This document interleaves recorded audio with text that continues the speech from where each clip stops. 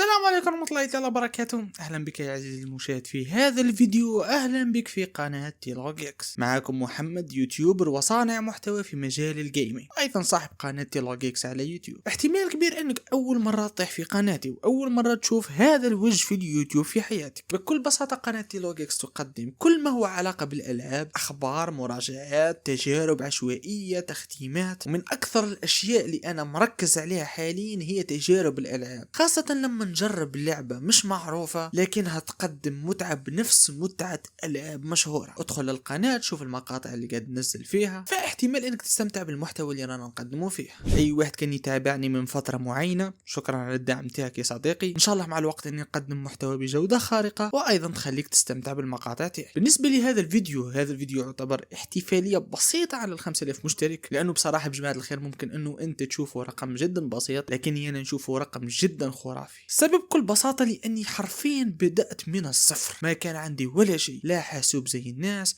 لا كاميرا زي الناس، لا إضاءات زي الناس. فحرفيا 5000 مشترك هذه كأنها تعتبر موتيفاسيون بالنسبة لي أو تحفيز على الاستمرارية في صناعة المحتوى. حرفيا بدأت ببي سي، حتى فري فاير ما كان يشغلها. أقوى لعبة جربتها أو ختمتها بذاك البي سي هي ريزيدنت ايفل 4 كلاسيك. الحمد لله الآن جماعة الخير كاميرا تصور 1080 50 فريم، بي سي قاعد يشغل لي اغلب الالعاب الجديدة، وايضا الفترة الاخيرة مايك يقدم لي جودة صوت اسطورية. كل هذا جماعة الخير اولا بربي سبحانه، ربي هو اللي قاعد ييسر لي الطريق تاعي باذن الله. ثانيا انتم طبعا يا ايها المتابعون، حرفيا سواء كان دعمك بالمشاهدة او باللايك او بالتعليق او بالاشتراك، كن دائما نتحفز ونحاول قدر المستطاع اني نقدم جودة محترمة. وكالعادة راح نقول لكم انه هذه ما زالت مجرد البداية، باذن الله القادم افضل وافضل وافضل. نتمنى انه من هذا الفيديو توصل للفكرة انه مهما كان وش عندك في يدك ما تصبرش حتى وين تجيب الحاجة اللي راك حابة. ابدأ بالحوايج اللي عندك،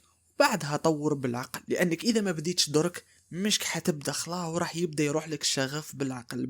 طيب يا جماعه الخير، وصلنا الى نهايه هذا الفيديو البسيط. شكرا كثيرا على 5000 مشترك، شكرا على دعمكم الكبير اللي راهو صار في الفتره الاخيره. لاي شخص جديد في القناه، مرحبا بك في قناتنا تيلوج إكس. باذن الله راح احاول قدر المستطاع اني انتج محتوى فاخر.